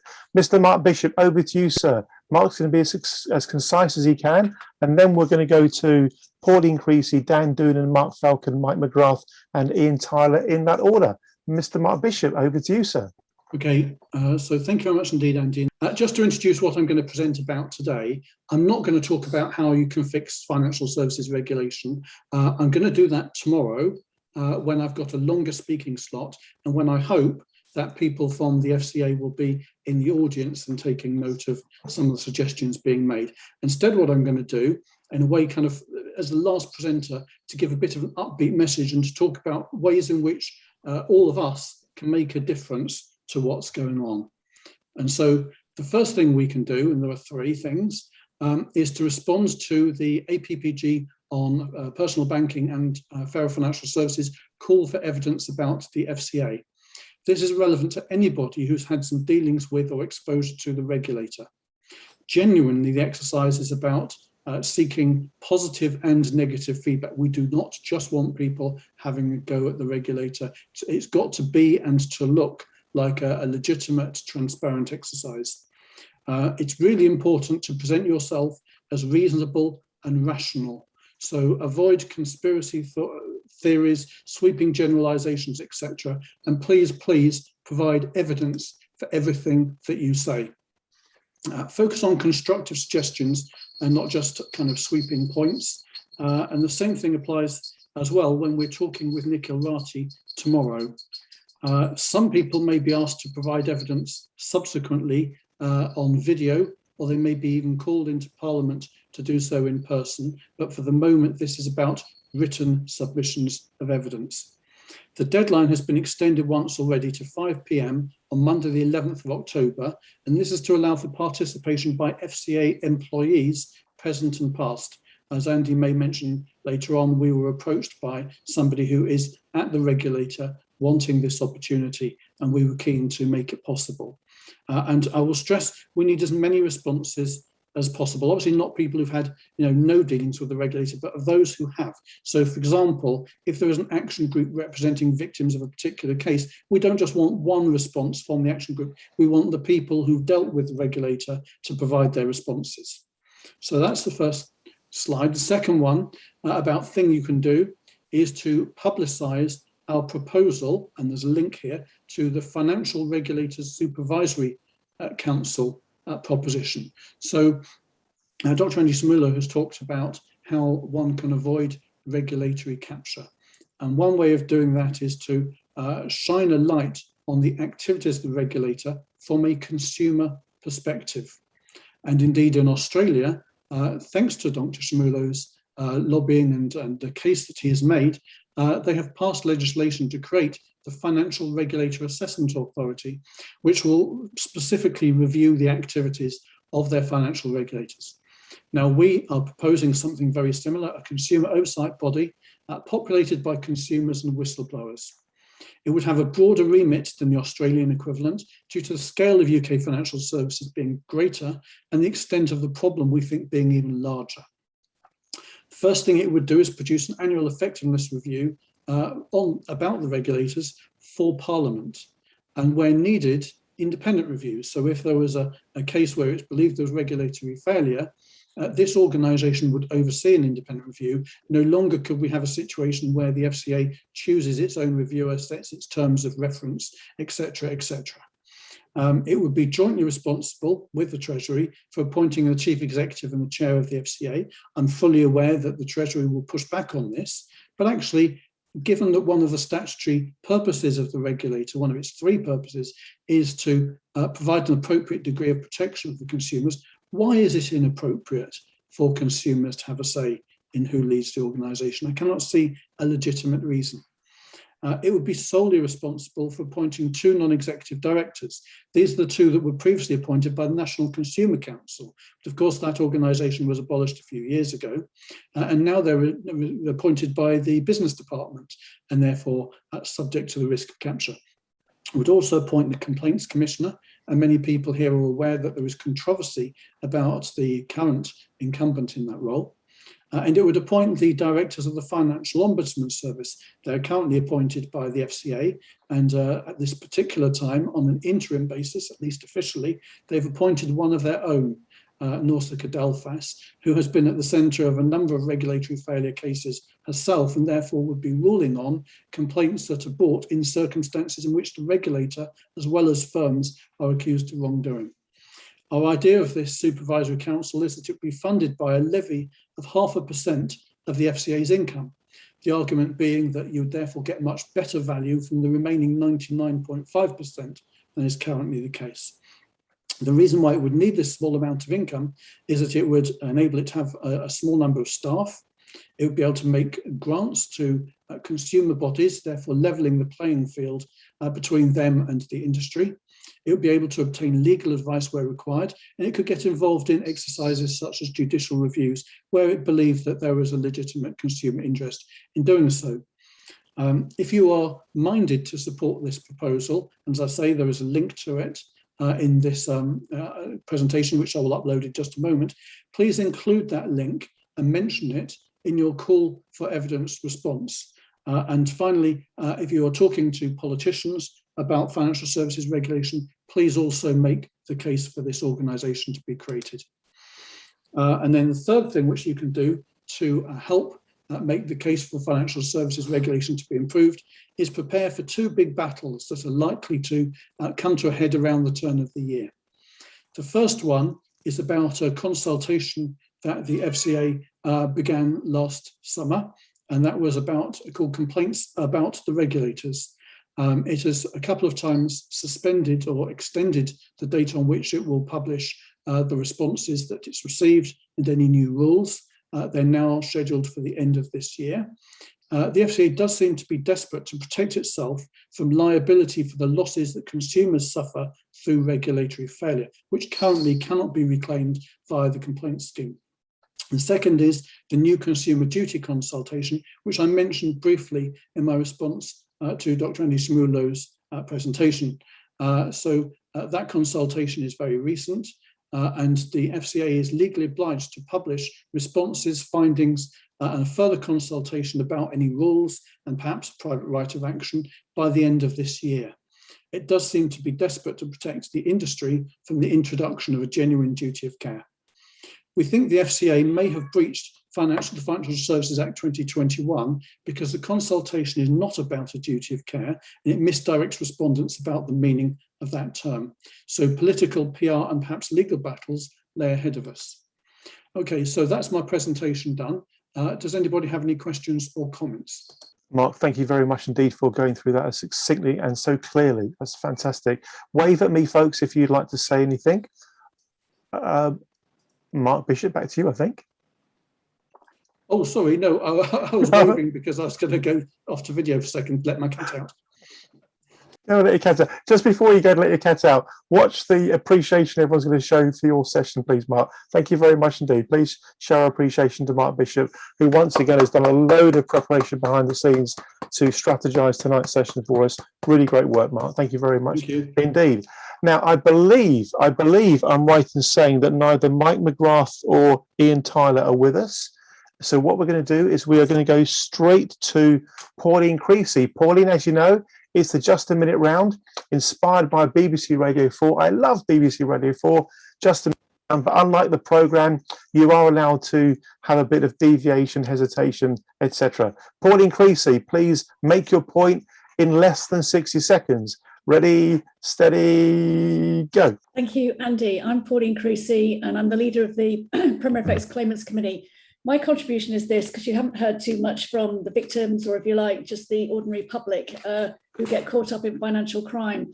And I want to say three things, if I can, as quickly as possible. There's nowhere for victims of poor or zero regulation to go. The police are not interested. They don't have the skills or resources. And the FCA is not particularly consumer facing. When I was trying to report our crime, I was just being fobbed off and sent in all sorts of directions, which was extremely distressing. It was life-changing sums of money being stolen, and we were being told anything from 15 days to 12 weeks to process your report. And overall, I felt that absolutely nobody was interested whatsoever. Speaking to the judiciary, they say the police, if they do investigate, are out of their depth, even if it's the Serious Fraud Office. They're up against organised criminals who have got top attorneys. They know how to use smart fin technology. They invest in it hugely. And they say that any government agent, including the police, is just completely out of their depth when going up against them. I do actually think there are actually some good people in the FCA. I don't think a lot of the regulatory failures are down to them. I think they've been set up for failure in the United Kingdom. And I think it's quite deliberate. It's a deliberate decision by the Treasury and the banks, and it's disguised as poor leadership or poor functioning of the FCA. I think there are people in the FCA who need to speak out. And I think if the FCA got together with the National Economic Crime Centre and actually advised Parliament directly rather than going through the Treasury and said what really needs to be done in terms of there being a proper, whatever you call it, national fraud agency that deals with financial crimes, and it's not sent out to the regional police forces who are just completely overwhelmed by these crimes and just are not motivated to doing them. And I'm not undermining, some great investigations that have been done in the past, but today those resources are just not available at all. And then my final point is, I really think to actually start really trying to make a shift change in all of this is for the largest city institutions to set up a fund for the victims of financial crime in the UK, providing that the victims, of course, are adjudicated as legitimate claimants, and they should be refunded by this city fund if they have been scammed by a regulated firm, and they should be refunded or restitution, whatever you call it, within 3 to 6 months. And the top city institutions, including all the banks and all their advisors and all the accountancy firms, keep that fund topped up for as long as the scams and the crimes are taking place, because that will be an incentive on actually stamping down on crime that's taking place and being aided and abetted by those financial institutions. The crime that I was involved in could not have been committed over 12 years. It was a Ponzi scheme. It was speculating with client money without the say-so of its banker, who is one of Britain's leading banks. So that's it. Thank you. Pauline, thank you very much for your wonderful creativity with your ideas. I love the idea. I love that idea. Let's explore that. Let's properly explore that. Let's go from Pauline Creasy to Dan Doonan. Dan, please take the floor in 60 seconds or less. Choices. All right. 60 seconds or less. Over to you, sir. Thank you. Okay, thank you. First of all, my name is Dan Doonan. I'm the director of the National Institute on Retirement Security in the US. 3 quick points. First, Andy, a big thanks for the invitation to join the group. I thought the discussion was excellent today and learned quite a bit. Again, the speakers, fantastic stuff. I really appreciate coming along for the ride today. And third, just to get a bit more narrow, I'll tell you about one of the areas that we're really interested in. In the US, we have a public retirement system, Social Security, probably heard of that. We also have a lot of workplace plans, and there we're shifting people to more of a do-it-yourself retirement system. When you're in a workplace plan, you do have that fiduciary duty, you do have some protections. There's been lawsuits. The fees with the investments have come down. So I think you could argue that that is working somewhat well for savers. But when you get towards retirement, you're almost expected to take that money out and go into more of a retail market. The protections there are much, much weaker. We try to expand the fiduciary duty, that was undone. But it does leave seniors, essentially often in their 60s, moving out of this sort of healthier environment into what's more of a Wild West to invest their own money. And we do see many more problems there as far as high fees and even things like scams. So that's an area where we're interested to see improvement here. Thanks. Dan, thank you very, very much indeed. And our final just a minute round speaker is Mark Falcon. Just before Mark starts to speak, I'd like to show you all something. I'm going to share my screen just to help you understand a little bit more about how the Transparency Task Force website works. So bear with me just a second as I'm about to share my screen. So what you can do if you want to know about our ambassadors, you can go to the ambassadors part of the Transparency Task Force website. Here's the UK section. I'll put a link to this in the chat. And if you want to find somebody who's an ambassador, for example, Mark Falcon, you just go Command F to open up this search function at the top. You put in the person's name, in this case, Mark Falcon, and it'll take you straight there. Okay, so here's Mark Falcon, and Mark is our next speaker. Mr. Falcon, over to you, sir. Okay, thank you very much, Andy, and thanks for the opportunity to speak. So I'm going to be responding to the APPG as a former employee of the FCA. I was an executive director at the Payment Systems Regulator, which is a subsidiary of the FCA, a regulator in its own right, but a specialist regulator that has responsibility for the UK payment systems. And it was set up in particular following a landmark review of financial services that remains as valid today as it was in 2000, the Cruikshank review, written by Don Cruikshank, who was the former telecoms regulator in the UK, to which there are many parallels between with payment systems. And that review called for, in particular, the need for economic regulation of payment systems, and in particular to take on some of the most powerful financial services firms in the world. In particular, Visa and MasterCard, who in fact are the 2 largest financial service firms of any by market capitalization, far greater than any bank in size. Now, to my great frustration in setting up this new regulator and in seeing the opportunity to take on and challenge those powerful institutions, I was told that they were too powerful for the regulator to take on, and it was not its job to do that. Now, I resigned in protest to that, and I've spent the last few years since then using the power of private enforcement through competition and antitrust law, through collective action and group action to effectively do what the regulator was intended to do. Because what's happened is that those for the actions taken by that regulator as part of the FCA have largely entrenched the power of those dominant financial services firms rather than introduced new competition. And I think that is a paradigm example of the cognitive capture of a regulator that Andy Schmulow describes. It's intellectual capture. It's the regulator serving the interests of those that it's intended to regulate.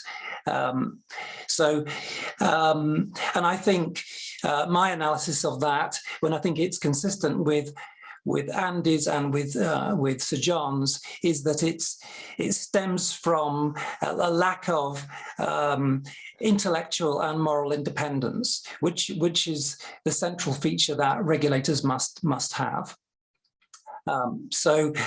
I'm very pleased at the opportunity to be able to respond to that APPG, and also very glad that the TTF is supporting it. So thanks again, Andy. Thank you very much indeed, Mark, and wonderful input from Mark and many of the other ambassadors in 21 countries around the world. We really are building what is becoming a bit of a movement, you know. So many people around the world who frankly are disappointed with the status quo, who don't think the current situation is good enough, who knows it could be a lot better. We really do believe, ladies and gentlemen, that our cause is both noble and necessary. You know, running the Transparency Task Force is definitely, believe me, it's not about making money, it's about making an impact. And we are making an impact. We've got 2 all-party parliamentary groups up and running, doing good stuff, including, for example, the call for evidence that Mark Falcon has just been speaking about. We've responded to 11 regulatory consultations this year, every one a worthwhile technical contribution to the consultations. We get ourselves into the media. We're doing all sorts of things to challenge the status quo, always in a polite, constructive and civilized way.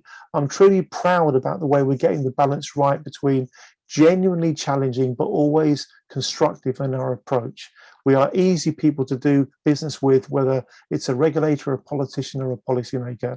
I can't begin to express the satisfaction and fulfillment I have day after day doing the work that I do. It's a real privilege to work with and alongside and support every effort that's being made. Thank you very much indeed, everybody. We'll wrap it up there. It's been a wonderful session. That's got to be a 9 or a 10 out of 10. We had superb thought leadership from Sir John Kay. We had superb thought leadership from Dr. Andy Schmulow on the other side of the world in Sydney, brackets, not Melbourne, close brackets. And we also had some wonderful input, as always, from Mark Bishop and also Pauline Creasy, Dan Doonan, and just now from Mark Falcon. Thank you all very, very much indeed. I can't wait to get this one edited and circulated on social media. Please get it across to all your friends and contacts in LinkedIn land and also in Twitter. Thank you all very much, and thank you so much for being part of a wonderfully constructive and very candid conversation tonight. Thank you very much indeed. Well done to you all.